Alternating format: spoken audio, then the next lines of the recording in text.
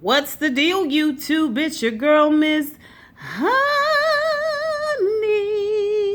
Welcome back, welcome back, welcome back, welcome back. Welcome back to the channel, you guys. It is Monday. This is Real Housewives of Potomac. A recap slash review slash discussion. This is season 3. This is episode 10. RSVPlease. Okay, it's all about the dueling events, in my opinion. But we're gonna talk about the whole sordid mess. Y'all already know we go girl by girl. We do not go scene by scene. So without further ado, let's go ahead and get into this whole situation. Remember, you guys, if you're new to my channel, go ahead and subscribe. You don't want to miss the opportunity to be a part of this team. Okay, and I promise you won't be disappointed. You guys, whoever you are, go ahead and give me a thumbs up before you leave this video. Don't forget to comment down below, and of course, if you would, share. Okay, so let's talk about this episode. I want to go ahead and get right into Giselle.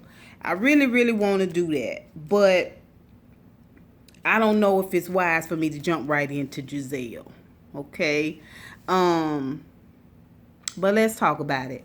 We get to see Giselle. Giselle is going to get a treatment. I have to say, Giselle at her birthday party, she looked good. I don't know if it was this treatment that she got where they take blood out of your arm and put it on your face. Robyn joined her there as moral support. She says whatever she got to do to keep it young and fresh and beautiful, that's what she gonna do. And to me, at her birthday party, she looked really good. Like, it was super fresh. It looked really good. Seeing her later on at Robyn and Juan's, I was like, oh, the old face is back. Still a beautiful girl. I'm just saying, I could tell that the plumpness had subsided. So, you know, obviously it wasn't anything permanent. Anyway, Giselle talks about her upcoming birthday. She's going to have a birthday get-together. Sherman will not be there. Her and Sherman are not seeing eye to eye. And what she's attesting it to, from what she say he told her, was that he didn't really want to be in the spotlight. Now, okay, you played basketball though, so you kind of have been in the spotlight already, and you was at the reunion, Sherman, and you was in the first couple of episodes. So I don't understand what happened. Y'all went from tipping toe through the vineyard, going to get nasty, do the dance off, pants off. On camera, not do it on camera, but y'all were seen on camera in the vineyard, to now you don't want to be seen at all. Well, what did you think was going to happen with the picture when the people was taking the picture at the event? I don't understand. You don't want to be seen, or you don't want to be known. If you seen, you known, and maybe something that you doing, some slipping and dipping, some dipping and diving, some creeping, you don't want that to come out. Because when these girls find out who you are, when they find out you got an opportunity out there that they can get a little piece, a little bite of, they will blow you up. So maybe that's why he don't want to be on camera. What I don't understand is, when the show first came on for season 3, Giselle said her and Sherman had been together about a year. About a year. Okay, now you went from that to a year and a half. A year and a half. We just in episode 10. We jumped time that much? Come on, girl. You trying to make it out to be more. I don't understand why you doing that. I don't get it. I don't understand. You know, you're trying to justify. I don't know.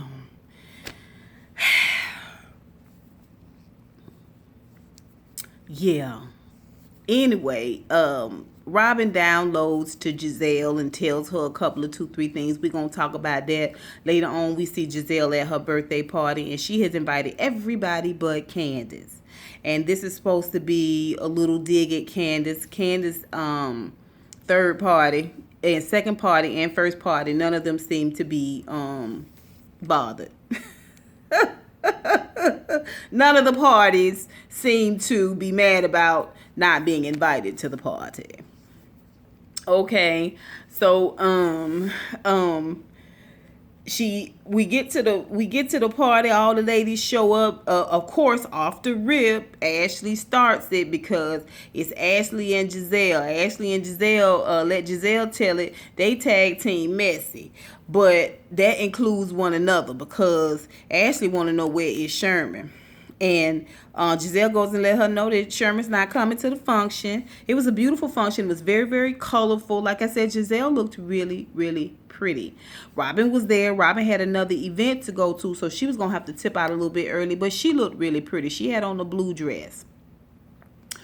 And, of course, Monique came and all of that. Of course, Giselle wanted to, off the rip, start some mess, which Karen had just said that Giselle love to start mess, but she don't never want the mess to come back to her. Like, she don't want you to have nothing to say back, because everybody is wondering, where is Sherman? Okay, where is Sherman? He says you be in everybody else's business. Well, to prove Karen's point, as soon as Monique walked in and she spoke and hugged, and everybody spoke and hugged, and Sharice was there and all of that, Giselle gonna sit down next to Robyn and say, did y'all speak? Talking about her and Monique. Did y'all speak? Now, you know good and god darn well they didn't speak. Robyn looking at her phone, she was like, hello. And Monique was like, hello. Okay, Giselle. Keep it up now. Keep it up. Keep it up. I got a feeling yours is coming. Okay, so we go through the party, and they asked about where Candice is, and she was, had a couple of snares at Candice, as well as it comes out that Monique and Robyn both are having an event, and the event is on the same day. Okay, Monique's event is by invite, meaning she was invited to come, and she's inviting the ladies to come and see what she's going to do there, which is going to be giving out an award. Robyn has put together this event with her own hands. Evidently, she hung every flower, you know what I'm saying? She worked really, really hard to put on this event. This is her event. And some of the ladies are divided. Sharice apparently is not going to Robyn's event. She going to Monique's event because she felt like Monique asked her first. Karen was asked. She said she was going to do both at the time of Giselle's party. She reneged later, but we're going to talk about that. And Robyn is upset because she known Sharice 14 years, and Sharice ain't coming to her function. A function she put together from scratch, like planned it from point A to point B. And really all she getting is an invite from Monique. And I guess Sharice is like, well, she asked me first. Robyn's got to leave anyway for an event she's got to go to. So she says her goodbyes and leave, but she is upset about that. She put off about that. She really, really is. And later on, when Giselle is meeting up with Robyn at her and Juan's house, we find out that they were supposed to be double dating. Like Sherman and Giselle was supposed to go over to Juan and Robyn's house and have chili, and Sherman didn't show up. And she went on and on again about that year and a half. He was like, well, some men ain't ready. But it's been a year and a half. It's been a year and a half. This every time you tell this story, it's going to get a little bit longer, girl. It really is. I am impressed with how steely, whatever Giselle went through with Jamal Bryant has really, really got her with a wall up, baby, because she did not break. She didn't break one tear. She is straight faced. Now, that's a woman that's been wounded. That is a woman that's been wounded. Okay, she ain't got no cry in her. Now, she might cry at home by herself, but she gonna put her big girl panties on because she know the likelihood, really, of this being anything that she can salvage is probably slim and none. Probably slim and none. She know it when she see it. She know it when she see it. I can just tell. I can tell by the look on her face. And I feel bad for her. I do. I feel bad for her. It's nothing worse than putting your time and your energy into an individual and they just ghost you. They just ghost you. They just act like it never meant anything. But I'm going to tell you like I tell myself. Thank God you know. Thank God you know. Thank God you know before it's too late. Anyway, let's move on to Monique. We're going to talk about Monique and Robyn, but let's move on to Candice. Candice mom is here. Candice mom is always in Potomac. She hardly is ever in Atlanta. I guess her practice runs itself. She owns her own business, so she can travel and do whatever she want to do. And obviously she want to be in Potomac because Candice talk about how she had to cater everything, got to put out flowers in her room and have hors d'oeuvres, little noshes ready on the go. And her mom, she's talking about her mom being very particular. I know what she's talking about because my mama is very, very particular. That's probably where I get it from. Okay, but we have a mutual respect for one another. What we not finna do is push me around. You're not finna push me around. Now we're gonna have to talk about things and be civil to one another, but anyway, I cater to my mom too because I love her, and I hope that's why Candice is doing that too. That she is catering to her mom because she loves her, but she seems like it's expected. You know what I'm saying? Like that's a part of her upbringing. I don't get it. I don't understand it. I really, really don't. Her mom was, talking about, does my stomach look flat? I was like, you got bigger fish to fry. What is going on with that wig? What is happening with that wig? Is that wig fresh? How old is that wig? Like, what is this? Like your third year wearing it? Like, are you refreshing it? Are you brushing it out, girl? It don't look good. It don't look good. And that fashion fair, that Flora Roberts makeup you had on, girl, I do not approve. I do not approve of that. Especially when you're a particular type of individual, you need to be pulled together. Anyway, Candice is just talking about her being a stickler about the business. They're trying to do a storefront for that Prima hair, which is Candice hairline, but her mom is the investor, and she's saying, I understand your perspective, but in the confessional, she's just like, her mom is giving her good advice. When you own a business, it's a serious thing. You got to be up in the morning, early in the morning, and you go to bed late at night. You got to be serious about the business. You got to be dedicated to the business. And let Candice tell us, it's mostly online sales now. They're doing a storefront. And she's on top of it. She wants her mom to see that she is all about this business. Here is the problem, Candice. It's your mama's money. So therefore, it's your mama's rules. Now, you would think what you do if you don't like those rules, if you don't like how things you don't want to pick up what your mama is putting down, what would you do, huh? What would a logical person do, huh? They would go out, make it happen for themselves. Make it happen for themselves. It's your mama's money. It's your mama's rules. The only way to get up from under your mama's rules and silence all the naysays that are going on, you got to get out there and make it happen for yourself, girl. You got to get your own money. You got to put your own storefront up. Give your mama her money back from her investment and buy your mama out. Then you can do whatever you want. Like, it doesn't have to be this thing. To me, Candice talk about her mom more than she talk about Chris. You just got a lot of stuff you need to be working on, girl, and paying $18,000. This is what she telling Chris later. $18,000 just for food and beverage. Are you serious? Are you serious? Then, of course, she mentions Giselle's birthday party, and she wasn't invited, but she is not bothered, and she's good. That's what I meant by third party. She speaks about herself in third person like it is so unbecoming. But whatever. I love the fact that Robyn got a little crush on Candice. Let's talk about Ashley. I'm seeing a pattern with Ashley. I really am. Her mama her mama abandoned her. And then, kind of put her perpetually in this place where the dynamic was set up from the abandonment. Residually, Ashley was always trying to please her mom, take care of her mom, keep her mom present, right? And I feel like it's kind of the same thing with Michael. Like, she's talking about the fact that she's coming up on the anniversary of her prenup.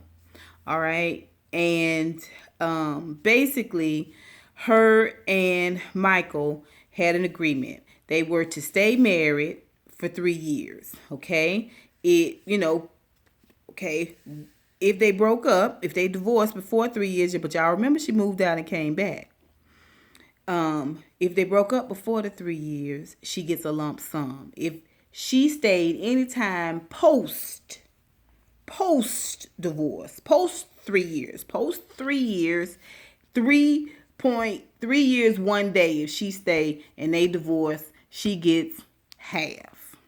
So she wants to show him how much she loves him and how important their relationship is by she tells us by re-signing the prenup. Okay, she's going to extend the prenup. Okay. All right. So we see her go talk to Michael, and right up from the rip, he's in control of the conversation. She's telling him about things are better. They're back lovey-dovey. And he was like, they was always lovey-dovey. And she was like, no, they weren't. They weren't always lovey-dovey. And he was like, know what you're talking about. She was like, are you including the time she was withholding things from me? Probably affection, probably conversation, probably love. That's the number one way to ostracize somebody, is just to snub them out, to put them on mute. And he seemed like the kind of ninja that would do that to me. Okay? To me. So, then, they move on to something else. They talk back and forth. Come to find out she gonna extend it by 5 years. And he's got the paper there, and he appreciates the fact that she didn't get a lawyer for it and all of that. I'm like, well, why is he able to be smart in business and do what's in his best interest, and you being smart in business and doing what's in your best interest denotes the fact that you don't really love him, that you may or may not be a gold digger? Why are you left to prove that you're not a gold digger? I just don't understand it. If you're not a gold digger and he wants, and you leave it at 3 years, just keep going. Just keep going. You continuing to be married with this man proves it. I don't know how anyone can prove it beyond that. But you not having your best interest, because he gets the paper, for her to sign. And she was like, let me read it. He's like, let me get you a pen. She was like, let me read it first. She reads over and she has a question. Well, he don't want to talk about it. He don't want to discuss it. Now, I don't care. I'm not going to do that. That's disrespectful. But now it turned from, I don't want to discuss our business, to him almost accusing her of being disrespectful for even asking in front of the camera. Like, it turned a little bit for me. Y'all tell me what y'all think. But I was like, what you doing? What you doing? What you doing? Go ahead and bring it on down. Bring it on down, Michael. Bring it on down. You think you're red now. Go ahead and bring it on down. Well, she kind of goes back and forth with him a little bit. It's very slight. She wants him to admit the fact that he may have thought of her being a gold digger. And I understand what he was saying. Him being a certain age and having a certain amount of money, it's quite natural to think that for that to at least run through your mind. A smart person would be trying to, look at all sides of it. I understand that, but she wants to hear him say that he doesn't believe that she's a gold digger now. Well, it don't matter what he say, girl. You done signed the papers. You done signed the papers. He got 2 more years on that ass. He got 2 more years to rock it till the wheels fall off, to do whatever. You know what I'm saying? You're once again putting him in charge of everything. I don't know. She seems like she loves it. She wants to be there. It's just a weird setup to me. It really, really is weird. When she's with the ladies, she seems very cunning and very, quick with it. And when she's with him, she doesn't really have a lot of fight. She goes ahead and signs the paper. I mean, she put up a little scuttlebutt, but the minute he rears up in his spirit, he sits up in his countenance, whether it's verbally or physically, the way he looks at her, the way he starts tapping that finger, she knows this about to go south. And she went ahead and signed it, and he signed it. Good. That's all you got to do. That's all you got to do. That's how he acted. Don't put it off. That's all you got to do. Just go and sign these papers. If you ain't here for nothing, you ain't here for the money, go and sign these papers. And she does. Okay, so now we are going to talk about Robyn and Monique. Again, Robyn and Monique have their event on the same day. I do understand what Robyn is saying. I understand the fact that she built this event, planned it from scratch. I do understand that she has known Sharice and those longer. I do understand that she has been working for months and that this is a women's empowerment, and it's a good look for you to have all of these ladies who obviously on season 3 of a show that you're on to all come, to all show their support, and to all be present. Okay, but instead of you trying to mend fences with Monique, and so everybody collectively can come out, and instead of you, the moment you realize you're going to have this event, this is the day, this is the venue, since you did it months and months ago, is send out an immediate save the date. That's protocol. That's protocol. That's what I keep telling y'all texters. Y'all texters, save the date. Go ahead and text somebody and let somebody know, save the date. This is the day of my event. That way, when Monique came with her event, which was really just an invitation to come go with, okay, while I give this award, the minute she started asking people, they would have said, no, I got to go to Robyn's thing. Robyn's thing, I agreed to go to Robyn's thing, so on and so forth. And she would have been like, oh, okay. Okay, well, maybe I can go and give the award and schmooze and go on. Now we know that the event is important to Monique because it is an event. She's starting to be recognized like Sharice, like a woman about town, a woman that's all about charity. And before she was always like Chris's plus one, Chris's wife. And now she's being asked to come and to host and to, present awards and things like that. And it's on her own merit. So it is important to her. But at the same time, she could have made the adjustments had she known. So I don't understand, Robyn, if you didn't lock everybody down with the save the date months ago when you knew you had the venue and you had the day, then what did you think was going to happen? All of the ladies are busy. All of the ladies are busy one way or another. So you can't really blame that on nobody but you if you didn't get everybody to save the date and commit the moment you got your event, your venue and your date. That's the day you send out your save the dates. That's in my opinion. You got a lot of people working with you and helping you. I don't understand why that wasn't done. I do understand why you upset with Sharice. Because if my girlfriend had 14 years decided she was going to somebody, I'd be like, girl, what? You need to work it out. You need to work it out. But it would have never happened. It would have never happened because I would have did save the dates. Like, I would have went ahead and let y'all know this is it. This is what we're going to do. This is how we dress. And this is what we wear. This is what we're going to eat. This is where we're going to go. This is how we're going to get there. You know what I'm saying? Like, it wouldn't have never happened. I would have never put my friends in that position if I could help it. Again, it's a women's empowerment event. Why you didn't feel like you needed to empower yourself and empower, the culture further by going and apologizing and trying to make amends with Monique so everybody can all come together. I mean, I'm not trying to lay it all at Robyn's door, but at the same time, she was mean as hell. She was mean as hell to Karen when Karen was trying to skip around the fact that she wasn't coming. Now, Karen was clearly lying. She was clearly lying, and Robyn clearly called her on every inch of the lie. Okay, but at the same time, she wouldn't even hug Karen when she left. Like, she was pissed off that Karen wasn't coming. And I see her point. She listened to her 3 hours on the phone. She comes to every event. Now, I understand what she's saying. I really do, girl. But if you didn't put no save the date, I count this as lesson learned. I would still go and have my event and I would have a good time. That's what I would do. That's what I would do. We see Monique go and pick a dress for this charity. That's how we know they got it on the same day, because Monique going out with her mama, who does look like her sister.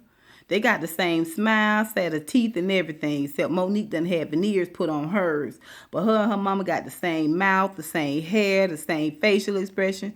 She could very easily be her sister. Very, very easy. The mama looks good.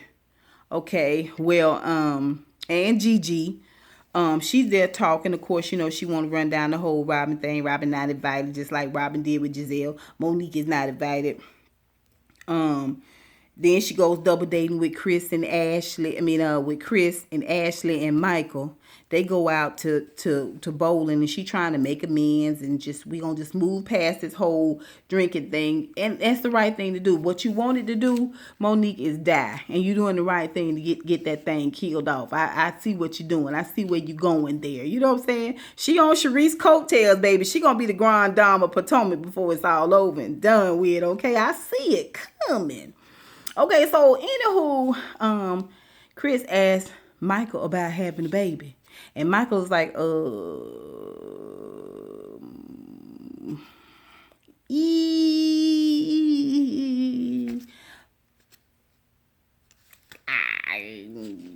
just nada. Then he's like, I don't know, possibly, maybe someday if it's a Tuesday and the moons are aligned, you know what I'm saying? The Lord is coming over the West Ridge and the world about to end. She's like, what are you saying? Are you telling them something you haven't told me? Because evidently he's still doing what he got to do to keep her from getting pregnant, and she want a child, and he is just like, I got grown ass children with grown ass children. I'm not trying to have no baby with you. But you done signed on for 5 years, girl. 5 years, 5 long years. 2 more years is what I'm hearing. You know, like I know you lay low, get that lump sum, and go out there and get you a man that's gonna be side by side and not gonna be dragging you along, kicking and screaming down the road, girl. But that's my opinion. Anyway, Ashley is very forthright, and she just tells Monique that she really feels like her event is more of an invite, like a come go with, and Robyn's event she really, really worked hard for. And she really is trying to make amends with these girls and trying to keep the peace and all of that. And she's just going to go. She wants to go, and she feels like it's something that she really, really wants to do. And Monique halfway understands, but not really. But you need to understand, girl, it's just to come go with. It's not like you having an event. Come on. I don't know. It's stupid. It's ridiculous. It's ridiculous. Me being a new girl, I wouldn't expect all the old girls to come. I just wouldn't. That's just me. Then Monique brings up Sherman and the blowjob that ended his first marriage. I was like, ooh, Nick, girl. Do tell, girl, what happened? Evidently, he was in a park with a woman, and she was performing the job. And the police walked up and tapped ever so sweetly on the window and was like, I'm going to need to see you out here for a minute, okay? All over the news, I guess it was all heard. I don't know if he was arrested. I think so. But anyway, somehow I got back to his wife, and that's how his first marriage ended. Well, Monique found out through Sharice, because Sharice hang with the first wife. Giselle know the first wife too. Giselle was hanging with the first wife with Sharice back when they was old friends. Okay, all hanging out together. Okay, now that Monique has replaced Giselle in the social circle, then she done met the woman too. But evidently Giselle knew the woman before she got with the woman's ex-husband. What? Now say what now? Okay. Lucy, you got some explaining to do. Okay, Jizzy. Maybe that's why you all straight faced. Because maybe you already knew that this was coming. Because you knew where you got the man from. When you picked him up and dusted him off and propped him up, you already knew that you found him. When you found him, he was coming out of something. Not coming, but you know what I'm saying. Like, this what ended his first marriage. So I think she been prepared for a while since he first started ghosting her. She done known for a minute. But you guys, that is it. That is Real Housewives of Potomac. I just want to know a couple of things. Who you think right? Monique or Robyn? Do you think Robyn has a right to be mad? I do, kind of, sort of, but I've got friendships that have been for years, and I would feel some type of way. Or do you feel like I feel, yeah, she got a right to be mad, but at the same time, when you don't send out a save the date and lock folks in, what do you expect? People that are busy. I mean, y'all put it down below. What do y'all think? And what do y'all think about this Candice situation? I just don't understand what's the problem. What's the problem, girl? Where your big girl panties? Where they at? Where they at? Because if you think this man is finna see about you like your mama seeing about you financially, I think you got another thing coming. Cause ain't he living in y'all condo? And he don't even have the wherewithal to go and get a lawyer and get custody of his son. I don't know, girl. It's red flags all over the place. It's red flags all over the field. Okay? Ashley, red flag, red flag, red flag. But what about Juan and Robyn puttering around the kitchen like an old married couple? Okay. I guess she found a new storyline so her and Juan can go ahead and relax. I still say Juan is so much better since he got this job. I hope that he is this individual and not the asshole we saw in the first couple of seasons when he was frustrated with his life. Okay. You guys put it down below. Tell me what you think. Just give it all to me. Give me the dirty. Okay. Until next time, honeybees. Mwah, mwah, mwah. I'll holla.